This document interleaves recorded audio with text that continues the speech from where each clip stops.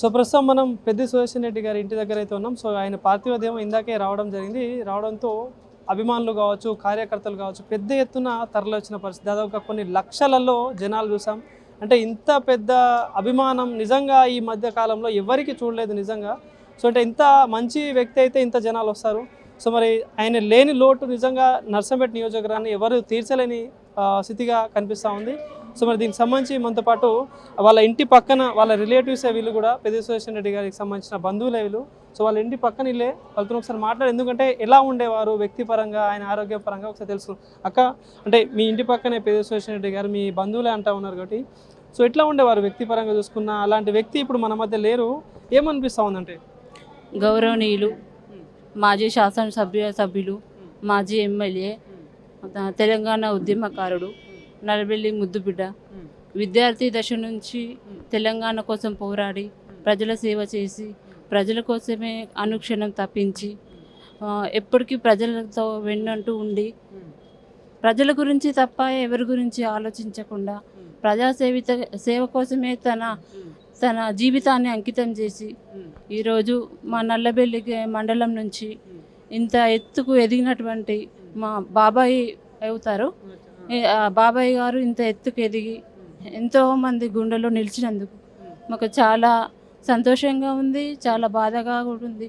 ఎందుకంటే ఇంకా ఎంతోమంది ప్రజల కోసం సేవ చేయాల్సి ఉండే, కానీ బాబాయ్ భౌతికంగా మాలో లేకపోయినా, మన మధ్యలో లేకపోయినా బాబాయ్ గారి మాటలు కానీ, బాబాయ్ గారి సేవలు కానీ, బాబాయ్ గారు చేసిన ప్రతి పని కూడా మేము మర్చిపోలేము.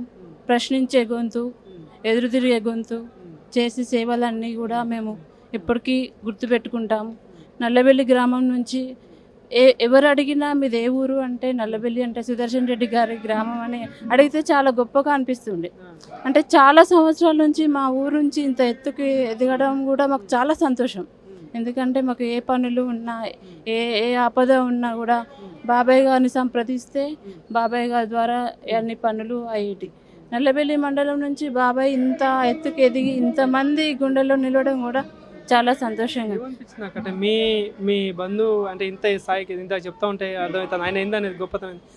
కొన్ని లక్షల జనాలు అంటే ఈ ఏజ్లో ఆయనకి ఇట్లాంటి పరిస్థితులు ఎప్పుడైనా అసలు మేము అలా అనుకోలేదు. బాబాయ్ సేవలు ఇంకా కొన్ని సంవత్సరాలు ఉన్నాయి అనేసి మేము అనుకున్నాం.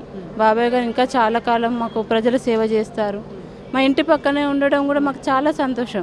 ఎందుకంటే ఎప్పుడు బాబాయ్ వెంట 100 మంది 50 మంది ఉండి ఎప్పుడు వచ్చినా పక్కనే కాబట్టి భయం లేకుండా మాకు ఎంతో ధైర్యంగా కూడా ఉండేది.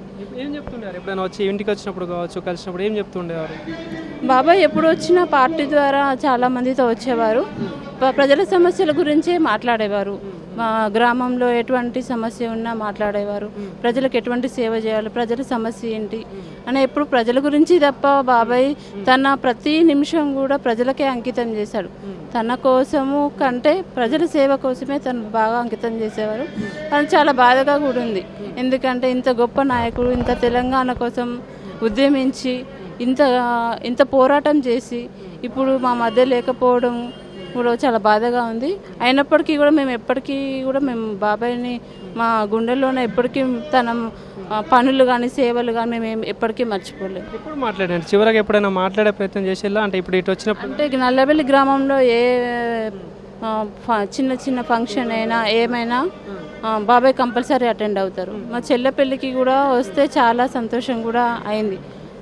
తన సమయాన్ని మాకు కేటాయించి మా బంధువుగా కానీ ప్రజాసేవకుడిగా కానీ మా మధ్యలో కలిసినందుకు మాకు చాలా సంతోషంగా ఉంది. అంటే ఇప్పుడు మొన్న రీసెంట్గా కేసీఆర్ గారు కావచ్చు, హరీష్ రావు గారు కావచ్చు, కేటీఆర్ గారు చెప్తా ఉన్నారు హైదరాబాద్ వస్తే మరుక్షణం ఊర్లోనే ఉంటారు, నియోజకవర్గంలోనే ఉంటారు, గ్రామంలోనే ఉంటారు, ప్రజా సంక్షేమమే కోరుకుంటారు అని చెప్తా ఉన్నారు. ఏంది నిజంగా అంటే కాన్సెన్స్లోనే ఉంటారు? ఎప్పుడైనా నల్లబెల్లి మండలు నర్సంపేటలో ఎమ్మెల్యేగా చేశారు కాబట్టి నర్సంపేటలో ఉన్న చుట్టూ గ్రామాలలో కూడా తను ఎటువంటి పనులు సేవలు చేయడానికి తను వస్తున్నారు అంటే తన కోసం 100 మంది 200 మంది వేచి చూడడం ఉండేవారు. అలానే ఇట్లా అనారోగ్యం అంటే హార్ట్ స్ట్రోక్ వచ్చి దాదాపు 4 రోజులు ప్రాణాల కోసం పోరాడి మరి చివరగా ఇట్లా అయింది అంటే ఎవరు ఊహించలేదు. ఎవరు నిజంగా బతికొస్తారని చాలామంది పూజలు యాగాలు కూడా చేసిన పరిస్థితి. అంటే అనారోగ్యం పట్ల ఏమన్నా ఎప్పుడైనా అంటే అనుకున్నారా ఇట్లాంటి? ఎప్పుడు బాబాయ్ యాక్టివ్గా ఉండేవారు, ఎలాంటి అనారోగ్య సమస్య లేకుండా ప్రజల మధ్యలో ఉండి ఎప్పుడు ధైర్యంగా సింహంలా గర్జించే అటువంటి వ్యక్తి, ప్రశ్నించే గొంతు. ఈ గొంతు ముగపోయినందుకు మాకు ఉంది.